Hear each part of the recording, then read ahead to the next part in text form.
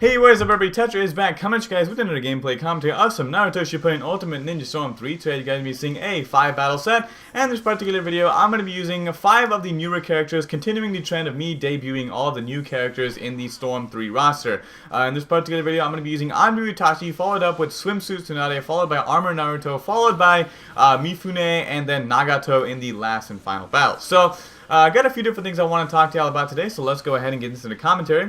First and foremost, I want to talk to y'all about, or rather make a quick follow-up in regards to Fairy Tail being canceled, and that video that I made on March the 4th in which I was talking about that and how Fairy Tail is definitely being canceled with no hope for return. So, a few days after that video was actually posted, the creator of the manga for Fairy Tail actually made a quick statement on his Twitter, in which he stated that we need to wait for good information, and he also went ahead and released the information in regards to Fairy Tail reruns.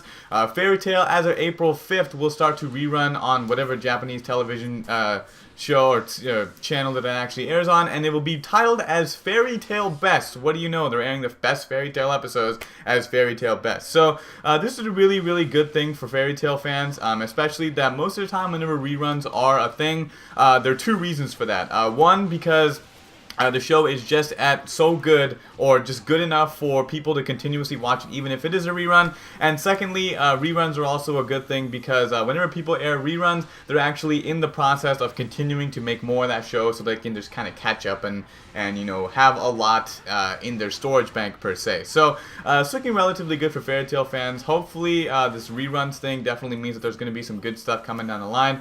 And it also gives the guys that made Fairy Tail a way to kind of play out of the fact that they don't have to say, oh, we just didn't have money to make Fairy Tail.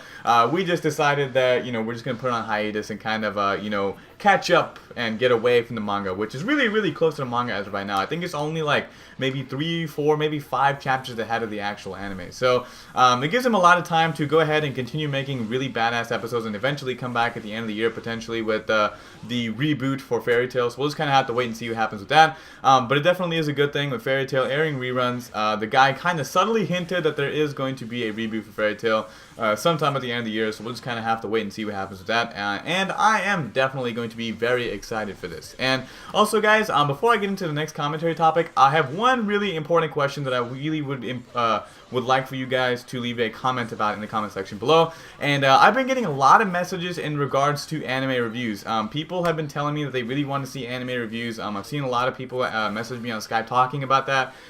So in the comment section below, guys, leave a comment saying if you guys would be interested in seeing anime reviews. If I get a good enough following for people that want to see that kind of video, I'll actually go ahead and repost the Claymore anime review that I did back a long time ago. I think it was in like January of 2012. I'll go ahead and repost that just so you guys kind of get an idea of what I'm going for when it comes to anime reviews.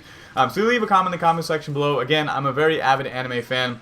I do watch a lot of anime, and I'm always, you know, finishing series left and right, and I'm definitely interested in doing anime reviews, so if you guys are interested in seeing that, leave a comment, and I'll definitely get back to you guys if I get a pretty good enough following for people that want to see it. So, anyways, guys, the other thing that I want to talk to y'all about today is going to be the SimCity debacle that has kind of taken over the YouTube news community, as well as, like, other news channels or news websites such as IGN and stuff like that. I kind of wanted to give my take on this whole SimCity thing and how EA's handled it, and how I think EA is a complete set of retarded individuals who created this whole mess and really should fix it.